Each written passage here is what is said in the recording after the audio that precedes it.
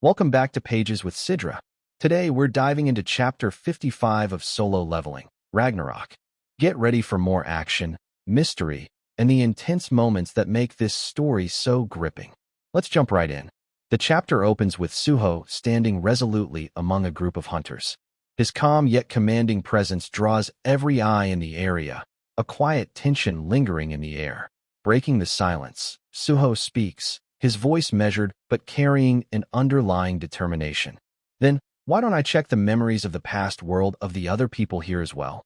He slowly lifts his hand, and in a swirl of shadow, a key forms. The hunters watch silently, a mix of awe and caution crossing their faces. Baek Yunho freezes, his thoughts immediately racing. My memories of the past world, could this really be possible? He looks at Suho, a mix of fear, curiosity, and anticipation reflected in his eyes. By his side, his daughter Baek Miho steps forward instinctively, placing herself between her father and Suho. But her voice carries concern and caution. Even if the world became strange after the cataclysm, something magical like this, it doesn't make sense. Father, won't this be dangerous? Yunho meets her gaze, hesitation flickering across his face. He knows the risks, yet he also senses the necessity of this moment. With a deep breath, he steps closer to Suho and, without a word, reaches for the shadow key. I trust Suho, he says firmly, his voice carrying both conviction and vulnerability. As Yunho's hand touches Suho's, the shadow key reacts immediately, enveloping him in a black aura that spreads like liquid night. The darkness wraps around him and Suho, pulsating and alive, a tangible sign of the immense power being channeled. The other hunters watch, tense and silent, as this strange energy swirls between the two men. From the corner, Miho shouts, her voice sharp and worried.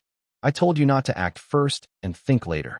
The aura suddenly vanishes, leaving Yunho trembling, overwhelmed by the torrent of memories now flooding his mind.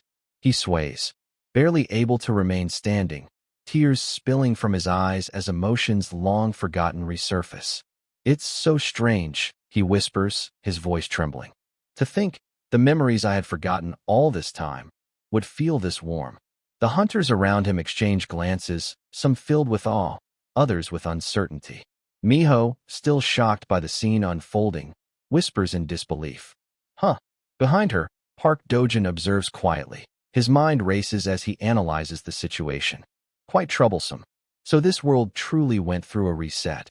Miho takes a hesitant step towards Suho, her voice soft, almost pleading. Please do it to me too. Meanwhile, Dojin remains in thought, calculating carefully. The key wouldn't even react to me. I am not a being of this world. If it did, it would raise suspicion. Should I act? Should I try to mobilize the believers I've gathered? No. Even if I had thousands, the impact would be limited, nothing like this prison escape incident. The decision I need to make is delicate. But before anything more happens, Miho experiences something unexpected. She shakes her head, her expression blank, and murmurs, nothing's coming up for me. Dojin's eyes widen slightly, surprise flickering across his features. He had not anticipated this. Suho steps closer, his brow furrowed as he studies her. Huh? That's weird. You should be recalling your memories of the past world. Hold on a bit.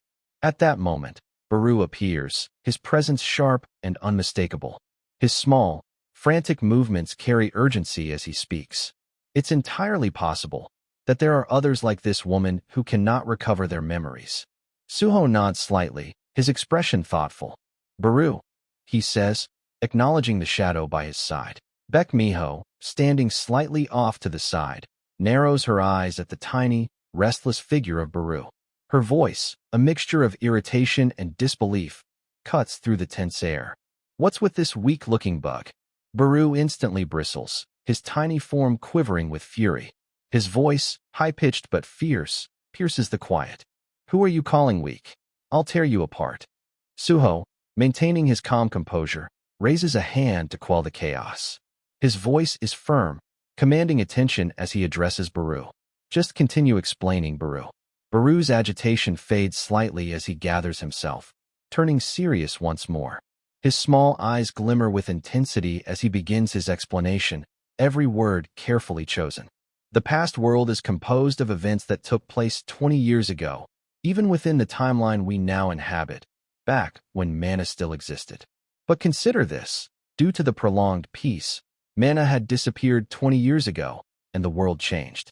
It shouldn't be surprising that unusual factors, such as new anomalies or individuals, have appeared. In other words, I assume this woman was not born in the past world. Miho stiffens, her surprise evident as she takes a step back. Meanwhile, Suho's gaze shifts to Park Dojin, the S-rank hunter silently observing from the background. With deliberate calm, Suho places the shadow key in Dojin's hand, a subtle tension radiating from the gesture. Dojin smiles faintly, his expression unreadable. I don't particularly remember anything either, he says, his voice quiet but clear. Suho's eyes narrow as a thought crosses his mind, one that surprises even him. Even Hunter Park Dojin. He didn't exist in the past world either. Dojin straightens, facing forward with measured confidence.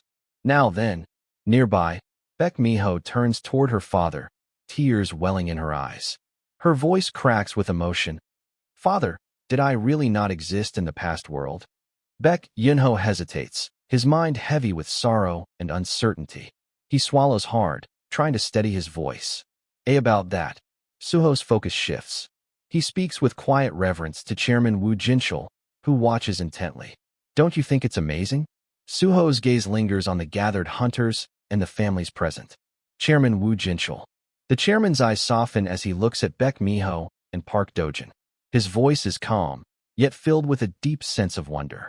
This was the peace that Hunter Sung Jinwoo chose. Countless people, who were never even born in the previous world, are living and enjoying their lives. Suho whispers almost to himself, addressing the gravity of the situation. Father. A brief silence hangs in the air, heavy with reflection and unspoken thoughts. Suho takes a moment, steadying himself before addressing the gathered S-rank hunters. Everyone. If the outer gods were to invade us in our current state, this world would be destroyed. The hunters exchange glances, understanding the weight of his words.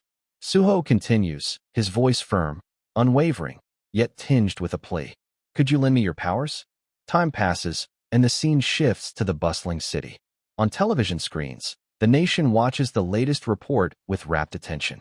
The announcer speaks clearly, the story unfolding with dramatic precision. The Jisan prison villain escape incident, which caused a nationwide uproar, is finally nearing its conclusion.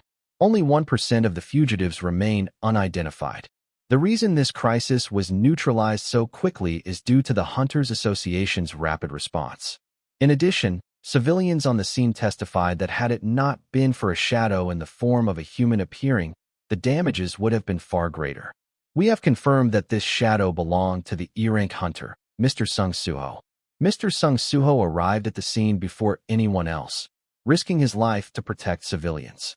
During this time of crisis, he underwent a reawakening, gaining the power to safeguard those in danger. Using his newly acquired abilities, Hunter Sung Suho became a hero who saved countless lives. This concludes our report on the hero who emerged in a time of extreme peril. In a quiet cafe, a man clenches his teeth as he watches the report, his eyes flashing with anger. It is Huang Dansu, his jaw tight, teeth gritted, his hands curling into fists, seething as he processes the news. The scene shifts to the dimly lit room of the Hunter Association, the air tense with anticipation. Suho's hand points sharply toward the television screen, his eyes narrowing as he stares at the news report. Everyone, what's this fake news about reawakening? Chairman Wu Jinchul leans back slightly, calm and composed, his voice measured yet firm as he responds. We discussed it among ourselves and sent it to the press. Reawakening is certainly rare, but it is not entirely non-existent. People need to accept its reality. Suho shakes his head, running a hand through his hair as he speaks, his tone carrying a mix of exasperation and resolve. But I had no intention of hiding it. Choi Jong lets out a long, deliberate sigh before speaking, his words heavy with caution and experience.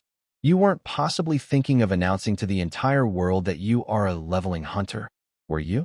Only chaos follows those who step beyond the rules. Everyone will judge Sung Suho as they see fit, and the appearance of an irregular will only invite animosity. Remember the 3 goals you mentioned? Suho is momentarily taken aback, the weight of Choi Jong's reasoning pressing on him. His mind flashes back to a recent discussion with the other S-rank hunters, a memory that sharpens his resolve. First is my growth. Suho's voice is steady, determined, yet imbued with the weight of responsibility. I need you to help me level up, to become strong enough to fight alongside my father. Second, I must gather hunters capable of confronting the outer gods. We need to mobilize the forces of this world and face them together. And third, I must eliminate the apostle of the Iterum. Once I achieve these 3 goals, I plan to support my father, who has been fighting alone all this time. Back in the present, Choi Jong takes a slow sip of tea, the calm exterior masking the seriousness of his words. If you are going to gather the forces of this world to fight those called the Iterum, you'll need more than mere enthusiasm. Be careful with your public image, and consider how to influence people's hearts in the way you intend. Suho falls silent, his mind racing as he reflects on Choi Jong's advice. The weight of the responsibility settles on his shoulders. He's right. I can't even speak freely. There are countless factors I need to consider beyond just my level in order to achieve my goals. I can't do this alone. I need to borrow the strength of everyone around me. After a moment, Suho meets Choi Jong's gaze, his voice calm but firm, seeking confirmation. Seeing how you're giving me this advice, I assume you're considering helping me, correct? From his seat, Baek Yunho rises, his posture upright, his voice carrying authority tempered with warmth. Of course, you are the grandson of Captain Sung Il-won and the son of Hunter Sung Jin-woo, the hope of humanity. But more than that, your actions, they move my heart, Suho. The White Tiger Guild will assist you. Choi Jong leans slightly forward, observing Suho intently, his voice firm yet encouraging. Even Hunter Sung Jin-woo found it difficult to face the Iterum. I do not know if I can be of much help, but I am not content to stand by and watch Earth be destroyed. We, the Hunters Guild, will assist as well. The room fell into a tense, expectant silence. Woo Jinchul, sitting quietly beside the others, allowed himself a brief thought, his eyes narrowing slightly. He managed to convince hunters Baek Yunho and Choi Jong-in. All that's left is...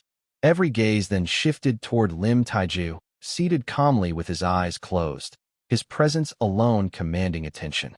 The silence deepened as he opened his eyes, breaking it with a sharp, deliberate question.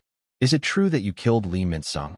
Baek Yunho's voice immediately shot out, filled with surprise and alarm. Hunter Lim Taiju. Suho, unflinching, met Lim Taiju's gaze without hesitation.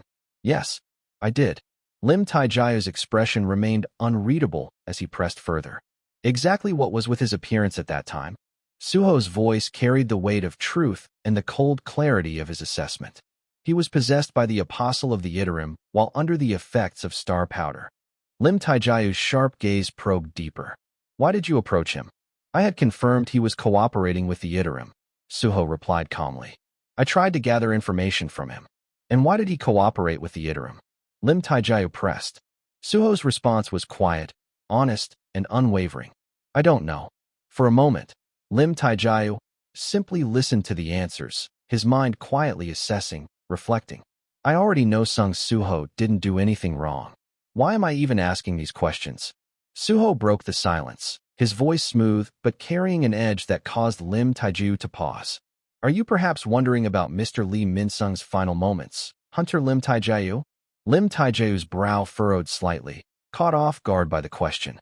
In his final moments, Suho continued, his voice steady yet reflective. He was laughing. Lim Taiju's eyes widened. He was laughing? Yes, Suho confirmed. I still don't know why he did. Whether it was out of satisfaction or emptiness after having given up everything. I could only sense the bitterness in his laughter. But what I clearly felt was that, even at the end, he hadn't lost himself. I hate to admit it, but even in his final moments, he left a deep impression on me. Lim Taiju remained silent for several long, tense seconds, absorbing the weight of Suho's words. Then, slowly, he let out a deep breath. Lee Min-sung, that same old, egotistical fool. He lowered his hand from his face, speaking with quiet conviction. We, the Reaper Guild, will cooperate as well. Wu Jinchul's eyes narrowed, a faint smile touching his lips as he reflected silently. With this, he's gained the cooperation of 3 massive guilds. Suho's sincerity must have moved their hearts. Suho may not be Hunter Sung Jinwoo, but in those fierce moments, he reminds me of him. I can't wait to see what winds Suho will carry into Sung Jinwoo's battlefield. Clearing his throat, Suho finally addressed everyone with calm authority. Ahem. Then, I'll explain the plan.